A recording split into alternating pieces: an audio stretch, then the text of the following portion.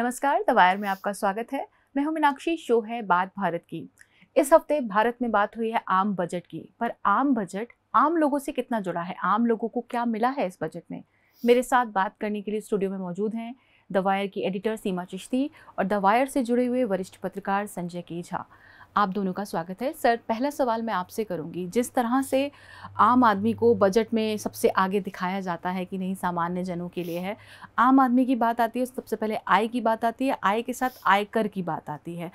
इस बार जब tax slab change हुए हैं और लगातार ऐसे वित्त मंत्री ने सदन में दावा किया कि नहीं, आयकर में जो चेंज हुए हैं उससे बहुत ज़्यादा सेविंग बढ़ेगी।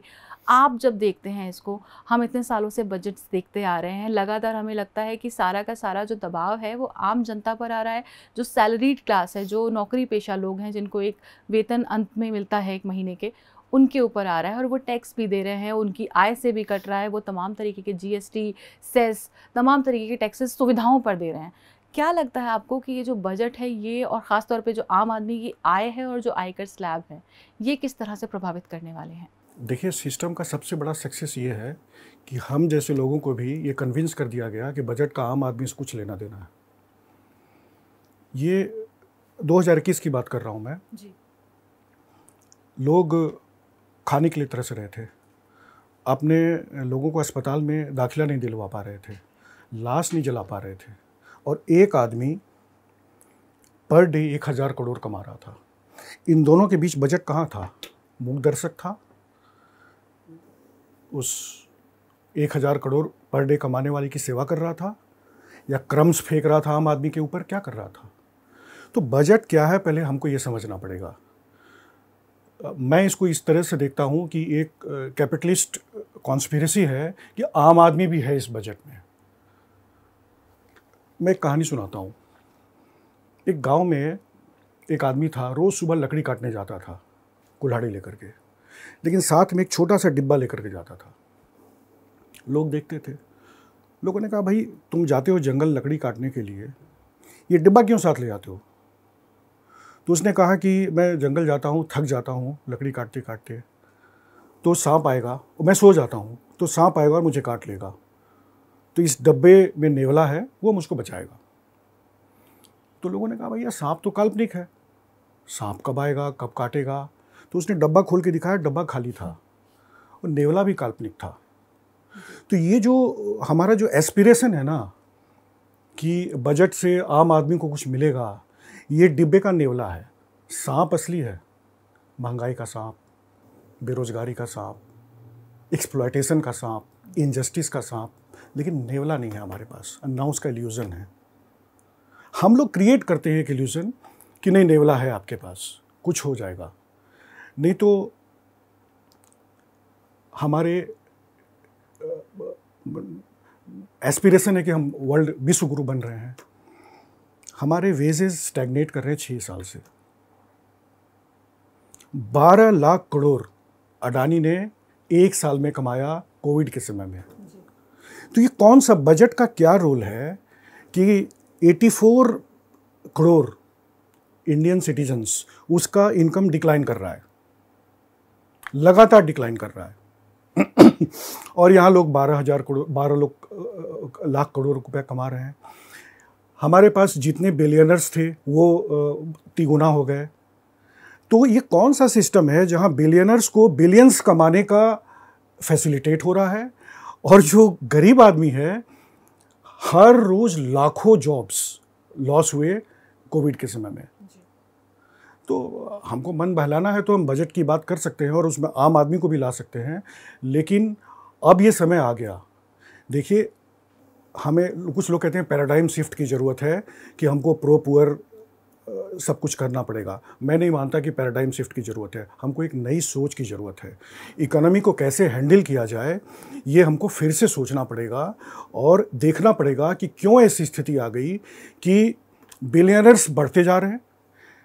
22% वेल्थ हमारा 1% आदमी कंट्रोल कर रहा है, पूरा मार्केट हमारा 1% आदमी कंट्रोल कर रहा है, और वेजेस स्टैग्नेट कर रहे हैं। हमको हमारा गरीब आदमी और पुअर होते जा रहा है। तो ये कॉस्मेटिक चेंजेस से नहीं चलेगा, हमको पूरा इकोनॉमिक फिलॉसफी चेंज करना पड़ेगा। जी, सीमा, मैं आपसे सवाल करूंगी। नहीं, मैं यही इनसे मतलब इससे जुड़ी बात एक कहना चाहूँगी, क्योंकि सांप की उन्होंने बात की, तो एक सांप के ही मुहावरे में अगर बात की जाए तो जो सांप सीढ़ी का खेल होता है, इससे तो बहुत क्लियरली इस तरह से चीज़ें खेली गई हैं और दाव ऐसे चले गए हैं कि बिल्कुल सांप काट ही ले आपको, और ऐसा भी नहीं कि 99 पे आके काटे, लेकिन शुरू में ही काट ले। जो बुनियादी सत्य थे जो बहुत क्लियर थे कोविड के दौरान और उसके बाद भी, और आई मीन अच्छा खासा रिसर्च अनुसंधान है इस पे, जो आपने गैर बराबरी की बात की, जो नाबराबरी की जो स्थिति है, जो अनएम्प्लॉयमेंट की, बेरोजगारी की स्थिति है, महंगाई, और महंगाई से ज़्यादा ऊंचे दाम। महंगाई इन्फ्लेशन एक चीज़ है, लेकिन ऊंचे दाम की जो चीज़ है, जो रूरल वेजेस, जो बिल्कुल आपके गांव में जो आमदनी है लोगों की वो इतनी कम थी, एमएसपी की बात थी, किसानों के का संकट था, किसी भी चीज़ को एड्रेस नहीं किया गया है। और पूरे बजट में मनरेगा का जिक्र ही नहीं है, मतलब मनरेगा का आपने नाम ही नहीं लिया, और उसको इतनी ही आपने आवंटन किया उसका जो पिछले साल आपका खर्च हुआ था, यानी जो आपने उसके पिछले साल जो एलोकेट किया था उससे भी कम है ये। नए कैपिटल बनाने के लिए पैसे हैं अमरावती, मनरेगा के लिए पैसे नहीं है, मिड डे मील स्कीम के लिए पैसे नहीं है। जी, अगर हम इस चीज़ पर आए तो हमारे पास ये पूरा डेटा है। मिनिस्ट्री ऑफ एजुकेशन का जो बजट है उसमें 9,000 करोड़ रुपए का पिछले साल से जो है उससे कटौती देखने को मिली है, कि जो पिछला जो एलोकेशन था, जो आवंटन था, और इस साल का जो आवंटन है उसके बीच में 9,000 करोड़ रुपए का अंतर है। इसके अलावा यूजीसी की जो अनुदान है, जो ग्रांट्स हैं, उसमें 60% की कटौती है। आईआईएम्स का जो आवंटन होता है उसमें कटौती है। आईआईटीज़ के लिए जो आवंटन है उसमें भी मार्जिनल डिप देखने को मिला है। जब हम ये इस गैर बराबरी की बात करते हैं, जहां एक हाथ पर वित्त मंत्री कह रही हैं कि हम रोजगार क्रिएट करेंगे, हम जॉब्स लाएंगे, वो जॉब्स देने की बात करती हैं, पर जॉब्स के लिए ज़रूरी है शिक्षा, उसके लिए ज़रूरी है स्किल्स। उसको बढ़ाने के लिए जब हम देखते हैं ज़मीन पर, अब आज की बात में, आज से 4 साल पहले, 5 साल पहले स्किल इंडिया कार्यक्रम की बात होती थी, अब उन योजनाओं का जिक्र नहीं होता। इसी तरह से मोदी सरकार की कुछ जो पुरानी योजनाएं थी, इवन जो उनका राशन वाला मामला है, उसके बारे में भी बजट में कोई हम नहीं देखते कि कोई चिंता है या कोई जिक्र हो रहा है।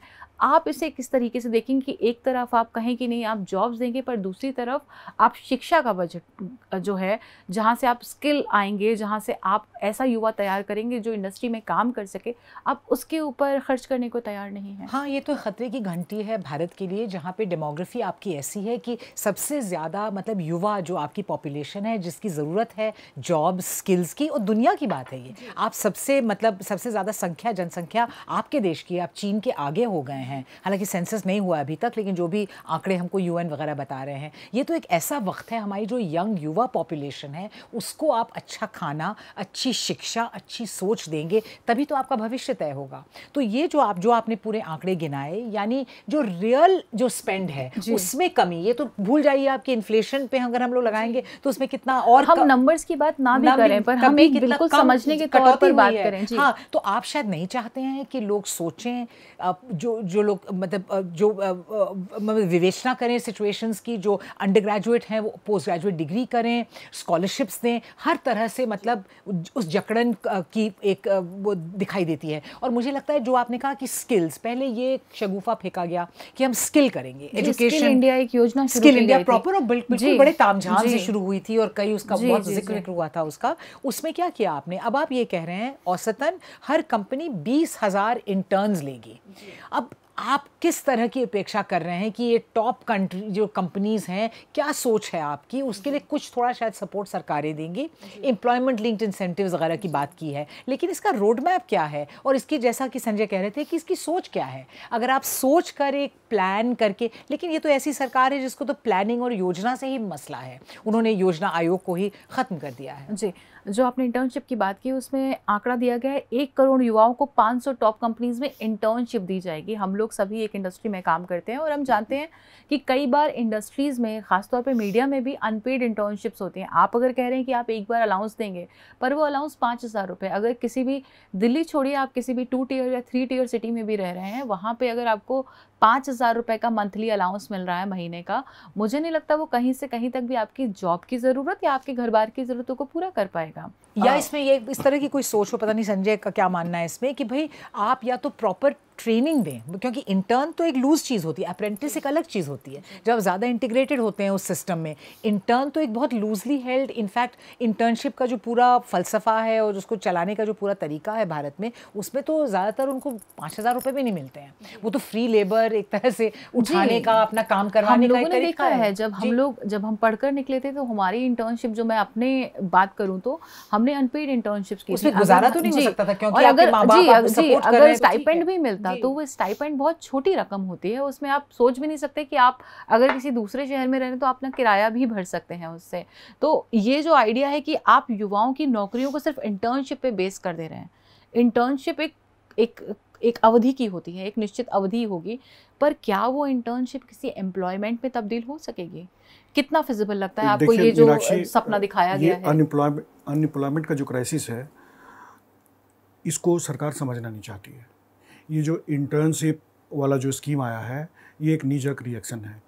ये इसलिए किया गया है कि कोई ये ना कहे कि भाई अनएम्प्लॉयमेंट के लिए अनकंसर्न्ड है सरकार, तो कांग्रेस के मैनिफेस्टो से आपने चोरी कर लिया। अगर आप चिंतित थे जॉबलेसनेस को लेकर के, तो आपके मैनिफेस्टो में वो रिफ्लेक्ट होना चाहिए था, आपके इलेक्शन कैंपेन में रिफ्लेक्ट होना चाहिए था। आपने पूरे इलेक्शन कैंपेन के दरमियान आपने कहा कि जॉब का कोई क्राइसिस नहीं है। कांग्रेस झूठ बोल रही है। आपने मंगलसूत्र और भैंस की बात करते रहे, लेकिन आपने जॉब्स की बात नहीं की। आपने क्या रोड मैप कैंपेन के समय में दिया? प्रधानमंत्री क्या बोल रहे थे जॉब्स के बारे में? वो सरकार पार्लियामेंट के अंदर एक्नॉलेज करने के लिए तैयार नहीं थी कि अनएम्प्लॉयमेंट एक क्राइसिस है।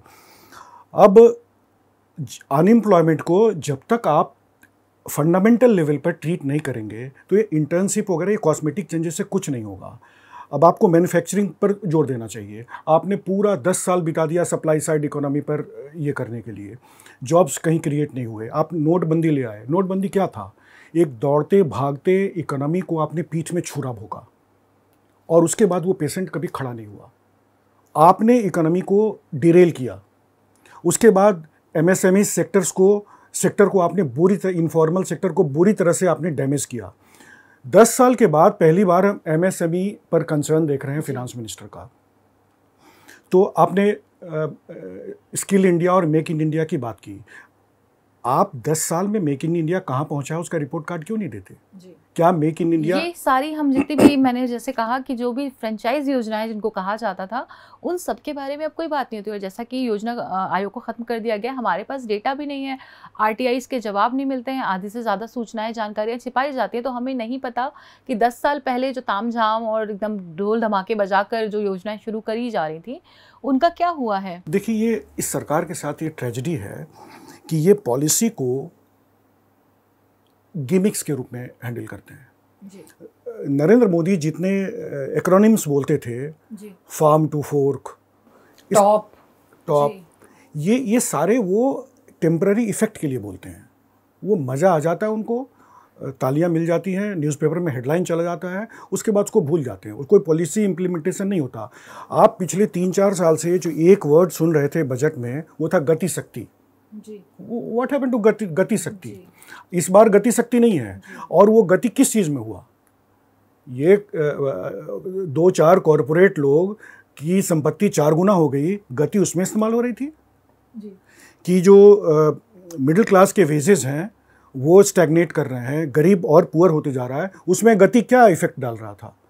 तो ये सरकार कुछ बोलती है और फिर भूल जाती है। इसलिए नहीं, मैं कहना चाहूँगी कि जिस तरह से मार्गदर्शक मंडल में लोग रिटायर कर दिए जाते हैं, स्लोगन्स का भी एक मार्गदर्शक मंडली शायद एक है, जहाँ जो स्लोगन, जो चर्चा आई, उसको पॉलिसी में ना तरमीम करके उसको वहाँ फेंक दिया जाएगा, वो रिटायर हो जाता है। और हमारे पास सोचना भी नहीं है कि अगर वो ज़मीन पर गई तो ज़मीन पर उसका क्या हुआ? हाँ। उसके बाद क्या उससे लोग कहीं से भी उनको लाभ मिला, कोई फ़ायदा हुआ? अभी जैसे इस बार बात की गई ITIs बढ़ाए जाएंगे कि टेक्निकल ट्रेनिंग दी जाएगी, पर क्या हम टेक्निकल ट्रेनिंग के भरोसे एक डिसेंट जॉब पा सकते हैं? जिलों में ITI खुले हुए हैं, हम सभी अपने छोटे ज़िलों में, शहरों में देख चुके हैं। ITI करके कौन जॉब पा रहा है एक डिसेंट सैलरी वाली? यहाँ हम देख रहे हैं कि मिडिल क्लास जो सैलरीड क्लास है उसमें भी प्राइवेट जॉब्स हैं, वहाँ पर भी तनख्वाहें नहीं बढ़ रही हैं। हाँ, नहीं, और इससे तो बहुत ये वाजे बहुत हो जाता है कि कितना डेस्परेशन है जॉब्स का। जब आप देखते हैं कि इजराइल जाने के इतने ख़तरनाक सर्कमस्टांसेस में भी यूक्रेन में जा रहे हैं आपके यंगस्टर्स, तो वो एक छोटा सा मामला नहीं है, वो तो एक थर्मोमीटर की तरह आपको बता रहा है कि बुखार कितना है पेशेंट को। जॉब के लिए 2 लाख लोग जा रहा है, बैल्कनी टूट जा रही है। मतलब एक तरह से इसमें तो ये बहुत बड़ा चिंता का विषय है कि जितने अवैध लोग से घुसपैठियों की इतनी बात होती है, अमित शाह साहब करते हैं भारत में जो आ रहे हैं, लेकिन भारत किस तरह से एक स्रोत बन रहा है इलीगल घुसपैठियों का विदेश में। और ये लोग ऐसे लोग हैं जो कि मिडिल क्लास हैं, जो 1 करोड़ 2 करोड़ रुपया खर्च करके जा रहे हैं उस तरह की डील्स करके एजेंट्स के साथ। और कई बार वैध और अवैध है। हमने पंजाब की स्टोरीज की हैं, पंजाब की स्टोरीज की हैं, गुजरात से वो पलायन हो रहा है। तो ये क्यों हो रहा है? ये तो एक बहुत चिंता का कारण है, जो कि एक दुनिया के लिए एक चिंता का कारण बन सकता है। मुझे लगता है कि इस बजट में सबसे बड़ा मैसेज ये आया है कि आपने सो कॉल्ड जो मिडिल क्लास है, जो एक्चुअली अपर क्लास है, जो बिल्कुल जो टॉप 5% है, जो सैलरीड समझिए, उसको भी आपने इतना टैक्स किया। आप गरीबों पे तो इनडायरेक्ट टैक्स डाल ही रहे हैं। मतलब कई राइट विंगर्स वगैरह को हम लोग देखते हैं सोशल मीडिया पे, वो बोलते हैं कि tax paying, we are paying taxes. सब लोग टैक्स दे रहे हैं भाई। जो गरीब आदमी भीख मांग रहा है वो भी टैक्स दे रहा है, जब वो नमक खरीद रहा है टैक्स दे रहे हैं। तो गरीब से गरीब आदमी इनडायरेक्ट टैक्स दे रहा है, जो कि रिग्रेसिव, जो गलत है। तो आपने उसकी तो वाट लगाई ही है। आपने आपका जो टैक्स पेयर है, जो कि अक्सर अर्बन वोटर, ये तो बीजेपी का वोटर माना जा रहा है, जो आपका खुद का जो वोट बेस है, उसको आपने पनिश किया है। और जो दुनिया में इस वक्त जो मतलब भारत कितना पिछड़ गया है इस सोच में कि दुनिया में तो अब बहुत सीरियसली ये बात हो रही है कि आप बिलियनर टैक्स लगाएं, जिसमें जो टॉप लोग हैं, जो शायद 50 लोग ऐसे घर होंगे, उन पे आप छोटा सा टैक्स लगाएंगे, आपकी बुनियादी रेवेन्यू राजस्व की प्रॉब्लम सॉल्व हो सकती हैं। इस पे पूरा डेटा है, रिसर्च है, प्रपोजल्स हैं। इसको आपने कर दिया तो आप प्रिटेंड कर रहे हैं, जैसे कि डीमोनेटाइजेशन में किया था आपने, कि देखिए हमने अमीर गरीब की एक लाइन खड़ी करके लोग खुश हो गए कि शादी के लिए पैसा नहीं है। तो आप उसी तरह का ही कंटिन्यू कर रहे हैं, लेकिन आप तो अपनी सैलरी क्लास को और परेशान कर रहे हैं। जो टैक्स देती है उस पर आप और वजन डाल रहे हैं, और जो बिलियनर्स हैं उस पर तो कोई बात ही नहीं हो रही है यहाँ पे कि उन पे आप टैक्स दें। मैंने जो शुरू में कहा कि बजट एक सीरियस एक्सरसाइज नहीं है, ये मिसलीड किया जा रहा है। उसका एक एग्जाम्पल है अनएम्प्लॉयमेंट के कंटेक्स्ट में 2 लाख करोड़ 5 साल के लिए दिया गया है। 2 lakh crore over a period of 5 years. आपने कॉरपोरेट टैक्स को नीचे करके आपने 1 लाख करोड़ से ज़्यादा 1 साल में नुकसान सहा है। तो जो सरकार कॉरपोरेट टैक्स कम कर देती है बगैर किसी डिमांड के, और 1 लाख करोड़ सालाना उसका सफ़र करती है, वो 2 लाख करोड़ 5 साल में जॉब क्रिएशन। इसका मतलब है कि सरकार जॉब क्रिएशन के प्रति सीरियस नहीं है। वो हमें बेवकूफ़ बना रही है कि हम और मीडिया ने कहा कि जॉब क्रिएशन पर बड़ा पुश है। 2 लाख करोड़ 5 साल में वो सरकार खर्च करना चाह रही है, जो लाखों करोड़ 8 लाख करोड़ का नुकसान सिर्फ कॉरपोरेट टैक्स को कम करने के लिए अभी तक हो चुका, और आप 2 लाख का झुंझुना पकड़ा रहे हो। आप जॉब के प्रति आप अगर सीरियस होते तो ये बजट सिर्फ जॉब सेंट्रिक होना चाहिए था।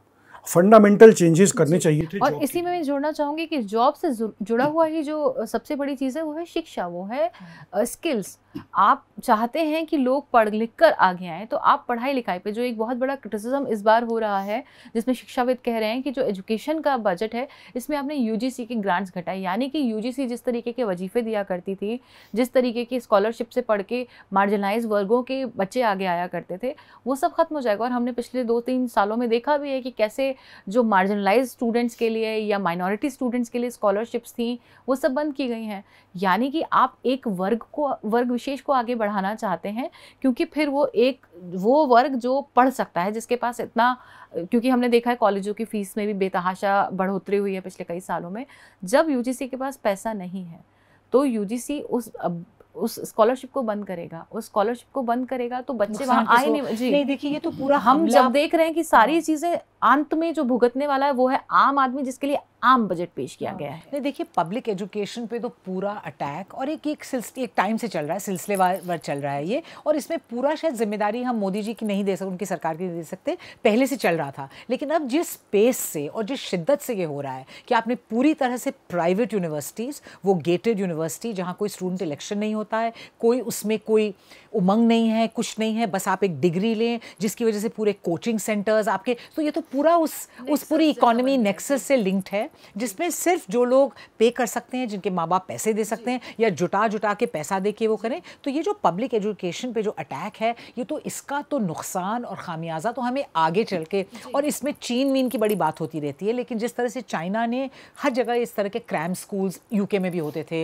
एक स्टेज होता है डेवलपमेंट का जब होता है कि भाई एजुकेशन आपका पासपोर्ट है, सोशल मोबिलिटी, एक सामाजिक तरह से अपने आप को उठाने का, तो होता है, इस तरह की चीज़ें होती हैं। लेकिन उस पर सरकार किस तरह के कदम उठाती है? अब आप उस तरह से फल फूल रहे हैं कोचिंग सेंटर्स, आपका exam system, competitive exam system इस तरह का है कि वो इनकरेज करे कोचिंग, तो ये तो बहुत एक भयावह स्थिति है और अभी तो जानकारी पूरी मिलती नहीं है सरकार में। मतलब मैं इसमें एक और चीज़ जोड़ना चाहूँगी कि इस बार वित्त मंत्री ने कहा, हम पब्लिक एजुकेशन की बात कर रहे हैं, हम बात कर रहे हैं सेंट्रल यूनिवर्सिटीज़ की, हम बात कर रहे हैं स्टेट यूनिवर्सिटीज़ की, वहाँ गुणवत्तापूर्ण शिक्षा बढ़ाई जानी चाहिए। वित्त मंत्री बात करती हैं centre of excellence for AI, artificial intelligence के लिए। यहाँ स्कूली पढ़ाई और जो हम अगर डेटा उठाकर देखते हैं, जो भी थोड़े बहुत नंबर्स हमारे पास हैं, हमें पता है कि ड्रॉप आउट करने वाले स्टूडेंट्स 12वीं के बाद ज़्यादा हैं, फिर बहुत कम हैं जो ग्रेजुएशन तक पहुँच रहे हैं, और मास्टर्स तक बहुत ही कम संख्या पहुँच रही है, और उसके आगे तो बहुत ही कम एक चंक जा पा रहा है। जब इस तरीके की हम चीज़ें देखते हैं कि एक जगह centre for excellence for AI बन रहा है, ये शायद बज़वर्ड्स हैं, ये बज़वर्ड्स उस तरह के कि जिससे लगे कि बहुत मतलब हम बहुत पहुंची हुई इकोनॉमी है, 3 ट्रिलियन। प्रॉब्लम ये है कि ये सिर्फ एजुकेशन, हेल्थ, ये एक फंडामेंटल कंसर्न होना चाहिए हमारे समाज के लिए। 5 साल सरकार बनने के बाद हम इसके ऊपर कोई डिस्कोर्स नहीं करते। सरकार डिस्कोर्स किन मुद्दों पर चाहती है? मंदिर बन गया तो फलाना मुस्लिम ये कर रहा है, तो कांवरिया के ऊपर फूल ये करेगा। अब जैसे लीडर ऑफ अपोजिशन है राहुल गांधी, उन्होंने कई बार कहा कि हम एजुकेशन और हेल्थ को प्राइवेट के हाथ नहीं छोड़ सकते। ये हमारा वेलफेयर प्रोजेक्ट का, वेलफेयर स्टेट का इंटीग्रल पार्ट है। हमको रिस्पॉन्सिबिलिटी उठाना पड़ेगा हेल्थ और एजुकेशन के लिए। क्या नरेंद्र मोदी 5 साल में हज़ारों स्पीच देते हैं, कभी उन्होंने ये बताया कि उनका क्या फ़िलॉसफी है, उनका क्या अप्रोच है कि हेल्थ स्टेट का कंसर्न है, एजुकेशन हेल्थ का कंसर्न है कि नहीं? उनके एक्टिविटीज़ से हम लोग जानते हैं, वो 13 साल मुख्यमंत्री रहे, एक यूनिवर्सिटी उन्होंने नहीं बनाया, एक सरकारी अस्पताल 13 साल में मुख्यमंत्री के होते हुए उन्होंने नहीं बनाया। तो हम लोग जान रहे हैं कि वो प्राइवेटाइजेशन की तरफ जाना चाहते हैं, वो उनका अप्रोच है। नहीं, और एक छोटी सी बात मीनाक्षी की, जहाँ तक शिक्षा और स्वास्थ्य का सवाल है, ऐसा नहीं है ये कोई सोशलिस्ट फिलॉसफी वगैरह है। आप दुनिया के सारे मुल्क देख लीजिए, ये बुनियादी ज़रूरतें हैं। ताइवान हो, चाइना हो, क्यूबा हो, साउथ कोरिया हो या वियतनाम हो, अगर आपने, जापान हो, अगर आपने स्वास्थ्य और शिक्षा को पब्लिक नहीं किया है तो आप तरक्की नहीं कर सकते। और एक ऐसे देश में जहाँ आपका ओनली रिसोर्स ह्यूमन रिसोर्स है, मानव संसाधन आपका मात्र एक संसाधन है, आप जब तक उसकी इज्जत नहीं करेंगे, उसको ट्रीट नहीं करेंगे अच्छे से, आप करते रहिए, आप बिलियनर्स आपके वो होंगे, मर्सिडीज बिकेंगी, और जो के शेप ग्रोथ हो रही है, और स्कूटर खरीदने वाले, आटा और जो अंडरवेयर इंडेक्स वगैरह कहते हैं हम लोग, जो छोटी चीज़ों खरीदने वाले, कोई नहीं बचेगा। विश्व गुरु आप बिलियनर्स के भरोसे नहीं बन सकते। आपको अपने मासेस को, अपने जनता, अपने सिटीजन्स को एम्पावर करना पड़ेगा। आपने जो बात नेता प्रतिपक्ष की, मुझे ऐसा लगता है बतौर एक आम नागरिक, एक टैक्स पेयर, मुझे ऐसा लगता है कि अगर कांग्रेस को लगता है कि उसके आइडियाज़ या उसकी बातों से वो ये वेलफेयर स्टेट की बात करती है, तो उन्हें जो उनके द्वारा शासित राज्य हैं, जैसे अगर उन्हें लगता है, लगातार कहा जा रहा है कि भाई मैनिफेस्टो से कुछ चीज़ें उठाई गई हैं, तो क्या कांग्रेस को अपने द्वारा शासित राज्यों में इस तरीके के कोई मॉडल नहीं देने चाहिए जहाँ पर वो पब्लिक हेल्थ को, जैसे हमने देखा लगातार केरल और कर्नाटक, तमिलनाडु का हम देखते हैं, शिक्षा के बारे में जो अप्रोच आता है वहाँ के मुख्यमंत्री का, वहाँ की सरकारों के फैसलों में वो परिलक्षित होता है, उसमें दिखाई पड़ता है, रिफ्लेक्ट हो रहा है वो चीज़। तो क्या आपको नहीं लगता कि नेता प्रतिपक्ष या कोई भी विपक्षी दल जो है, वो अगर अपने द्वारा शासित राज्य में किसी तरह का इस तरीके का मॉडल लाता है, तो क्या वो कुछ ना कुछ दबाव डालेगा केंद्र सरकार पर? देखिए, स्टेट फिनांसेस के एक लिमिटेशंस होते हैं। स्टेट बहुत सारा चीज़ चाह करके भी नहीं कर सकता, लेकिन कुछ कुछ बहुत अच्छे स्टेप्स लिए गए थे। राजस्थान में जो चिरंजीवी स्कीम था, हेल्थ स्कीम, आज अगर आप राजस्थान जाइए तो हर 10 आदमी में से 8 आदमी आपको बताएगा कि हमको बहुत दुख है इस बात का कि वो स्कीम चला गया, ख़त्म हो गया। तो ऐसे स्टेप्स लिए गए हैं, लेकिन फंडामेंटल कंसर्न्स हमारे लिए इतने ज़्यादा हैं कि और स्टेट्स के पास उतना फिनांसेस नहीं है। सेंटर का एक ओवरऑल नेशनल फिलॉसफी आपको अम्ब्रेला के रूप में बनाना पड़ता है। आप प्रधानमंत्री धमकी दे रहे हैं कि अगर इस तरीके का फ्रीबीज दिया जाए, लोगों को वेलफेयर में बांटा जाए तो इकोनॉमी डिस्ट्रॉय हो जाएगा। तो ये जो कन्फ्लिक्ट, पॉलिटिकल कन्फ्लिक्ट है, आपको कुछ बेसिक मुद्दों पर जैसे हेल्थ और एजुकेशन है, इस पर एक नेशनल कंसेंसस बनाना चाहिए। उसके लिए बातचीत करनी पड़ेगी, डिबेट करनी पड़ेगी। आपने पिछले 10 साल, 15 साल, 20 साल में कोई अपोजिशन और सरकार को बैठ करके कभी इस बात पर डिबेट करते हुए देखा है? कभी एक मीटिंग आप हमको बता दो जहां हेल्थ का क्या मॉडल होना चाहिए उस पर डिस्कशन हो रहा हो। हम फालतू समय में अपना समय जाया कर रहे हैं। मीट मछली कौन खाएगा, कौन क्या रूट होगा, कौन किससे शादी करेगा, लव जिहाद क्या हो रहा है, इस पर हम अपना समय बर्बाद कर रहे हैं। तो विश्व गुरु वगैरह छोड़िए, हम बच जाएं एज ए नेशन, ये बहुत बड़ी बात होगी। जी मैं इस बारे में पूछना चाहूँगी सीमा जी आपसे कि जब हम हेल्थ की लगातार बात कर रहे हैं, इस बार एक बहुत बड़ा स्टेप दिखाया जा रहा है आयुष्मान योजना का जो है, और जिसके बारे में हम लोगों ने रिपोर्ट भी किया कि वो कितना सक्सेस है नहीं है, मैं उस पर बात नहीं करूँगी। मैं बात करूँगी जो कैंसर की दवाइयाँ जो हैं उसे कम किया गया, उस पर से बहुत सारे टैक्सेस हटाए, तो कहा जा रहा है कि उसका दाम कम होगा। पर अगर बतौर आम लोग हम देखें, हमारे घरों में अगर कोई बुज़ुर्ग है या कोई भी ऐसा व्यक्ति है जो मेडिकल हेल्प ले रहा है इस समय, हम जानते हैं कि दवाओं का केवल बात कैंसर की नहीं है।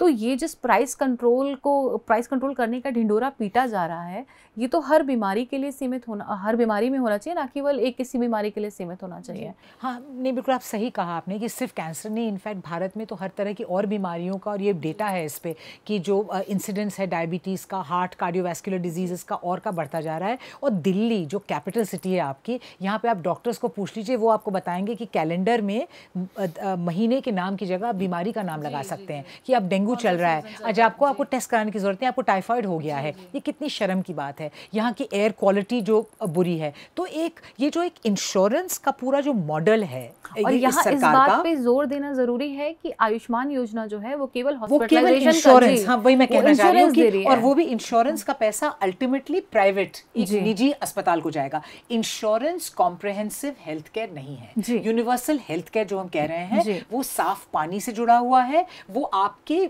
सरकारी अस्पतालों से जुड़ा हुआ है। उनको समृद्ध होना चाहिए। आपके डिस्ट्रिक्ट लेवल पे हॉस्पिटल्स हो या सिर्फ एक एम्स पूरे भारत का लोड नहीं ले सकता है। आपकी प्लानिंग इस तरह की होनी चाहिए कि सारा कुछ आकर आप पब्लिकली उसको करें। ये झांसा जो दिया जा रहा है इंश्योरेंस का, इससे क्या होगा, और लोग आके बताते हैं आपको कि टेस्ट हो गए हमारे लेकिन इलाज नहीं हुआ। तो अच्छी अच्छी बड़ी बड़ी मशीनों में सिर्फ टेस्ट हो रहे हैं लोगों के, इंश्योरेंस का पैसा उसमें खर्च हो रहा है। इलाज या एक अंडरस्टैंडिंग की कॉम्प्रिहेंसिव हेल्थ केयर है, जैसे NHS है या क्यूबा का पूरा हिसाब किताब है, या शायद अमेरिका का तो बहुत बुरा हाल है, लेकिन बाकी और देशों का जो हाल है उससे भारत को तो बहुत पहले सीख करके, और इस पर कुछ कदम उठाए गए थे। एक यूनिवर्सल हेल्थ कवरेज की एक पूरी रिपोर्ट आई थी 2011 में, उसके बाद उसको तब्दील किया गया, आयुष्मान भारत बनाया गया और PM-JAY में भी उसको फिर बनाया गया, लेकिन उसकी जो बेसिक बात थी उसको ख़त्म कर दिया गया। यहाँ देखिए, यहाँ सिर्फ नरेंद्र मोदी सरकार की और बीजेपी की बात नहीं है, ये पॉलिटिकल क्लास का डिजॉनेस्टी है कि हमारे यहाँ हेल्थ इंफ्रास्ट्रक्चर क्रिएट नहीं किया गया। आप किसी गांव में चले जाओ, वहाँ कोका कोला बिक रहा है, सही बात है, वहाँ मोबाइल का शॉप है, तो कॉरपोरेट पेनिट्रेट कर गया गांव-गांव तक, लेकिन एक्सरे मशीन नहीं है। आज भी कई स्टेट्स में, मैंने मध्य प्रदेश में देखा, बिहार में बता सकता हूँ, उड़ीसा में 50-50 गांव के दूर आपको सिटी स्कैन कराना है तो नहीं। अगर सिटी स्कैन कराना है तो पहले मैं अपने डिस्ट्रिक्ट का गाड़ी बुक करा करके लोग 40 किलोमीटर दूर जाते हैं सिटी स्कैन करा के। केंद्र हैं जी, आप 50 किलोमीटर का भी दायरा नहीं ले रहे हैं। मैं आपको बताती हूँ कि वो रिलेटिवली दिल्ली के पास है, रिलेटिवली आप उसे समृद्ध कह सकते हैं, पर अल्ट्रासाउंड के लिए हमारे पास केवल 2 सेंटर हैं। सिटी स्कैन के लिए हमारे पास कोई सेंटर नहीं है, और गलती से किसी को MRI कराना पड़ जाए तो उसे बगल के किसी और डिस्ट्रिक्ट में जाना पड़ता है या दिल्ली तक की दौड़ होती है। तो जो आप चीज़ कह रहे हैं कि कोका कोला मिल रहा है, वहाँ पर सभी तरीके की जो खाने पीने की चीज़ें या जो जिसको सो कॉल्ड हम कैपिटलिज्म कह सकते हैं वो पहुँच चुका है। पर यह भी एक सही पहलू है कि डिसऑनेस्टी, इसके बारे में कोई बात नहीं करता, कोई भी हम नहीं देखते कि डिस्कशन इस बारे में हो रहा है कि क्या हमारे गाँव में, हमारे जिलों में पिछले 20 सालों में कोई नया अस्पताल बना। हम एम्स बना रहे हैं, पर एम्स बना देना केवल जिले की परेशानी को हल करना नहीं है, आपके पास दिल्ली के अलावा अब दूसरा एम्स हो गया जाने के लिए, पर दौड़ आपकी वही रही। इसमें एक मतलब बात है जो आपने केरला और तमिलनाडु का जिक्र किया, तो केरला के बारे में इसमें डॉक्टर मर्त्य सेन ने इसको स्टडी किया था, और उस वक्त केरला की सरकार जब 1950 के दशक में वो चाह रही थी कि हेल्थ केयर लाए, तो बड़ी उसकी निंदा हुई कि हेल्थ केयर तो इतना महंगा होता है, इससे फ़ायदा कैसे आप पब्लिक हेल्थ केयर कर सकते हैं। उन्होंने कहा नहीं, हम करेंगे, वो बहुत सस्ता होता है, क्योंकि लोगों को आप नर्स और डॉक्टर बनाएंगे, आपके पास लोग हैं तो वो बनेंगे, और हेल्थ केयर आपने किया, और क्योंकि आपने हेल्थ केयर किया, पर कैपिटा इनकम जो केरला की इतनी कम थी, क्योंकि आपके जो सिटीजन्स थे वो स्वस्थ थे, वो और लायक थे, एबल थे, काबिल थे, उसके बाद अब पर कैपिटा इनकम केरला की अमंग द हाईएस्ट है। क्योंकि आप जब तक हेल्थ इस तरह से पब्लिक करके अपने सिटीजन्स को केपेबल नहीं बनाएंगे, तब तक आपका मतलब मुस्तकबिल और फ्यूचर तो काफ़ी तारीख लगता है मुझे। जी, एक आखिरी बात जो है, जो कि हम लगातार कर रहे हैं कि टैक्स पेयर का पैसा, टैक्स पेयर का पैसा, पर टैक्स पेयर का पैसा केवल 2 राज्यों को जा रहा है।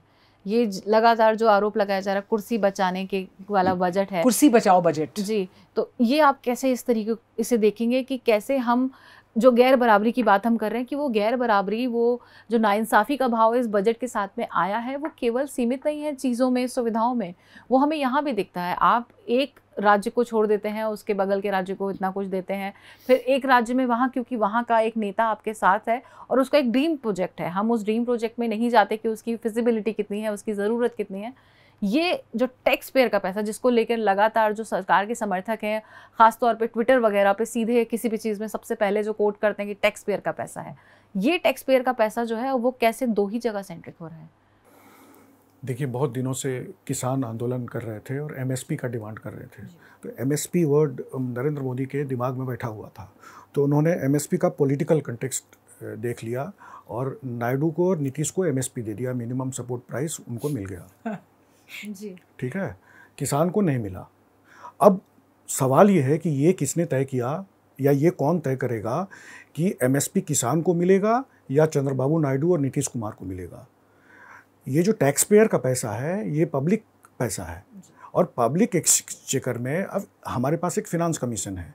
फिनांस कमीशन तय करता है कि फिनेंशियल डिवोल्यूशन कैसे हो, किस स्टेट को कितना मिलेगा, लेकिन सेंटर के पास एक डिस्क्रिशनरी पावर होता है। डिस्क्रिशनरी पावर को आप पर्सनल व्हिम से डिस्ट्रीब्यूट नहीं कर सकते, और एक पार्टी के लिए, लेकिन एक पार्टी के सपोर्ट के लिए इस्तेमाल लेकिन नहीं कर नरेंद्र सकते मोदी सर। ने पब्लिकली ये कहा है कि हमने अनाज खिलाया तुमको, मुझको वोट देना। ये वो अपने घर से पैसे नहीं ला रहे हैं। तो जब ये माइंडसेट रहेगा कि 84 करोड़ लोगों को मैं पैसे दे रहा हूँ, तो फिर वो नायडू और नीतीश कुमार को भी दे सकते हैं। क्या है कि एक इंस्टीट्यूशनल वीकनेस रिफ्लेक्ट हो रहा है हर चीज़ में।